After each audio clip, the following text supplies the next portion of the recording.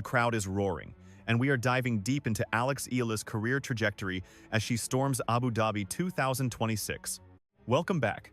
Today, we are zooming in on Alex Eala's season debut right here in the heart of Abu Dhabi.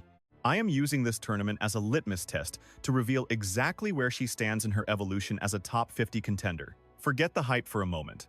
We need to talk tactics, mechanics, and the roadmap for the next 6 months if she is truly gunning for a spot in the top 20. Currently, Eala holds the world number 49 spot. That is a massive milestone, but do not be fooled, it is a precarious ledge. You are sitting just high enough to lose your safety net of protected rankings, yet not quite high enough to secure a seed at the Grand Slams. It is a brutal limbo where every single match dictates your seeding fate, all while the draws get progressively more punishing. The athletes who survive the climb from 50 to 20 are the ones who lock down the matches they are supposed to win and manage to rob the favorites blind every now and then. Abu Dhabi is a WTA 500 event, making it a critical battleground. For a player of her caliber, surviving until the second week is not just a hope, it is a requirement. She needs a quarterfinal finish, bare minimum, if she wants to command respect on the next level. When you are scaling the mountain, the mathematical gap between crashing out in round 2 and making the quarters is massive. Let me break down the numbers. Stumble early here, and you are stuck defending points for the rest of the year without any cushion to fall back on. Make the quarters, however, and you build a fortress around your ranking to weather the inevitable storms. Her opening duel is against Zeynep Sönmez, currently ranked 112. History shows 2 previous clashes, and Eala emerged the victor both times. In Eastbourne last year, she reigned supreme, winning 6-1, 6-3. Nantes was a grittier affair, ending 7-6, 6-4. The Eastbourne route proved Eala can crush her on the slicker surfaces. But the battle in Nantes showed us that Sönmez has the teeth to fight back when the game slows down. The hard courts in Abu Dhabi sit somewhere in the middle, medium-paced. But here is the twist. These two used to share the same side of the net in doubles. Partnering with a rival reveals their instincts. You learn exactly how their mind works when the heat is on. Sönmez knows exactly where Eala aims her serve at 30-40. She has memorized her favorite return spots. That inside knowledge is a razor-thin advantage, but it counts. Eala's rebuttal is straightforward. Execute better. When you wield the superior arsenal and the higher rank, knowing each other's secrets should not change the outcome. Victory should be inevitable. Let's inspect that arsenal. Eala's lethal weapon remains that lefty forehand. She whips it with heavy topspin, forcing the ball to explode off the court, pinning opponents deep and prying the court wide open. Against a right-hander like Sönmez, that cross-court forehand targeting the backhand is her signature kill shot. The real test is whether she has engineered a plan B for when her favorite weapon gets neutralized. During her blaze of glory to the Miami semifinals last year, we witnessed an evolution. She began attacking the net on short balls. She disrupted the rhythm with biting backhand slices and placed her serves with surgical precision rather than just brute force. It was those adjustments that allowed her to dismantle powerhouses like Rybakina and Keys. These were giants who could overpower her but were left guessing her next move. If she has kept honing that craft, we should see it unleashed against Sönmez. Expect more volleys, sharper angles, and unpredictable shifts in tempo. However, the serve remains the chink in her armor. She is hovering between 55 and 60% on her first serve passable, perhaps, but insufficient for anyone dreaming of the top 20. The elites in that bracket are consistently hitting closer to 65 or 70%. The second serve is the glaring alarm bell. It is not generating enough free points, forcing her to grind far too hard to hold her own service games. If she dedicated the off-season to stabilizing that first serve and developing a kick on the second serve that actually bites, that is the technical revolution she needs most. The stage in Abu Dhabi suits her style perfectly. The courts are not blistering fast, buying her precious milliseconds to wind up that forehand. The heat is manageable, not suffocating, so pure physical endurance will not be the deciding factor. The bounce is honest, rewarding, pure ball striking. On paper, the stars are aligned for a comfortable week. The true challenge is performing when the pressure is suffocating. Eala will have a battalion of supporters in the stands here. The Filipino diaspora in the UAE is massive and organized, and they always show up in force for the big games. It is a factor, but it is not the whole story. The real headline is whether Eala has transformed during the break to ascend to the next tier of her career. Adrenaline from the crowd is great, but it does not hit forehands for you. Keep a close eye on how she shoulders the burden of being the favorite. She stumbled in the quarterfinals against Camila Osorio at the Philippine Women's Open recently. In the aftermath, she admitted the crushing weight of expectations got to her. That is the psychological wall she must smash through. There is a certain freedom in being the dark horse, where you can swing without fear. But when you are the favorite, the racket feels heavier and every mistake is magnified. Mastering the art of delivering under the weight of heavy expectation is simply the price of admission for a maturing professional. Looking at the arc of her career, this tournament is the opening act of a pivotal chapter. Abu Dhabi triggers the sequence that flows into Doha and then Dubai. It is a brutal gauntlet of 3 WTA 500 events in the Middle East. A hot streak here establishes the rhythm for the entire calendar year. Conversely, stumbling out of the gate forces you into a defensive crouch, frantically chasing the points you banked last season. Her 2025 was a glorious offensive campaign, but 2026 is a defensive war. That requires a completely different, tougher mindset. The strategic blueprint against Sonmez is straightforward. Eala wins if she respects the fundamentals. She needs to command the baseline and dictate with her forehand.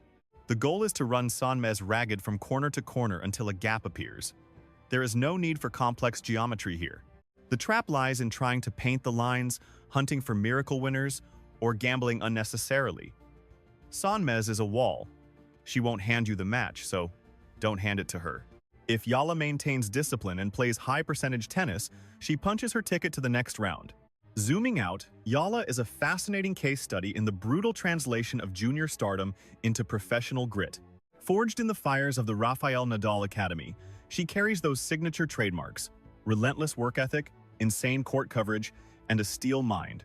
Those weapons were enough to conquer the junior Grand Slams. But the Pro Tour demands a heavier arsenal. We are talking about raw knockout power, grandmaster-level tactics, and an engine that runs on elite fitness. The transition zone is a graveyard for prodigies, a place where potential goes to die. Eala has already navigated those treacherous waters, which is a victory in itself. The burning question is whether she can leap again. The gap between the top 50 and the top 20 is not about talent, it is about relentless consistency. You cannot afford off weeks. You cannot drop matches to inferior opponents, and your body must hold together for the entire 11-month grind. These are the ironclad laws of the elite. Her 2025 campaign proved she has the ceiling to topple giants on her best days. The puzzle now is making sure that fire burns bright every single week, not just when the stars align. If we look at Abu Dhabi with cold realism, a quarterfinal run is a passing grade. Reaching the semifinals would be honor roll territory. Hoisting the trophy would send a shockwave through the tour. However, crashing out to Sonmez in the opener would spark whispers about whether her previous season was a fluke. My prediction lands her somewhere between the final 8 and the final 4, entirely dependent on how the bracket breaks. There is one technical telltale sign to watch closely: the fluidity of her movement patterns. Eala possesses natural speed, but there is a massive canyon between raw quickness and professional court coverage.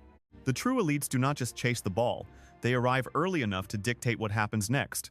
If she has sharpened her explosive first step and her recovery from wide angles, that is a terrifying upgrade for her opponents. That is the difference between surviving a rally and commanding it. The fact that she has played doubles with Sonmez adds a spicy psychological layer. As partners, they have shared the trenches, whispered game plans, and dissected enemies together. That breeds a level of intimacy and knowledge that goes far beyond simply watching game film. Sonmez knows exactly where Eala cracks under pressure. The counter, of course, is that Eala holds the map to Sonmez's blind spots. When two players know each other's secrets, the match boils down to who can execute with colder blood on the day. Strictly by the numbers, just surviving the opening round puts valuable currency in the bank. We are talking 30 to 60 ranking points, which might sound small, but they are the anchors keeping you in the top 50. Lose immediately, and you start the Middle East swing with your back against the wall, fighting uphill. Win a few battles, and you earn the breathing room to swing freely in the bigger events. The big picture is that 2026 is Judgment Day. She kicked down the door in Miami last year. Now she has to prove she actually belongs in the room. You prove that by grinding into the second week of major tournaments and eliminating those catastrophic early exits. If she can hold her ground in the top 50 and creep toward the top 35, that is a successful season. Her arrival in Abu Dhabi lit up social media, which is standard fare for an athlete with her massive following. But let's be clear, Likes, shares, and retweets do not put balls on the line or trophies in the cabinet. That hype train brings sponsors and cameras, which keeps the lights on and the career sustainable. But once the first serve is tossed, the noise fades. It is just you, the other girl, and the fight. The fame is a byproduct of winning, not the cause. If she handles business against Sonmez, a seeded monster likely awaits in round 2. That potential clash is where we will find the truth serum. Beating a player ranked outside the top 100 is the minimum wage. Taking down a top 30 star? That is proof of a new tax bracket. This showdown serves as the ultimate litmus test to gauge exactly where she stands in her evolution as a competitor. We cannot ignore the brutal attrition of the tour. Deep runs require surviving 4 or 5 grueling battles in a single week, often under punishing conditions. She has flashed that kind of resilience before. Her campaign in Miami was undeniable proof of her potential. The burning question remains whether she can summon that intensity week after week without her body betraying her. It is a war of physiology as much as skill. So as the gates open, I am scanning for very specific vital signs. I want to see a more lethal serve, a shapeshifter's tactical mind, grace under pressure, and the engine to maintain elite velocity deep into the bracket. The roar of the crowd will be electric, certainly, but atmosphere always takes a backseat to raw tennis fundamentals. Everything else is just static. Her opening collision with Sonmez is the only thing on the immediate radar. We will be ready to dissect the footage and crunch the numbers the moment the final ball is struck. For now, the script demands a ruthless straight sets victory if she respects her ranking. Anything messier would be a bitter pill to swallow at this stage of her career. Conversely, a masterclass performance showcasing technical upgrades would send a clear signal that she is primed to conquer the 2026 season. That is the dramatic tension looming over Abu Dhabi. But make no mistake, this is bigger than a single trophy. The true stakes are whether Alex can cement the foundation she built in 2025 and continue her ascent toward the summit. The coming weeks will reveal the truth piece by piece, and we will be right here to decode the story as it unfolds.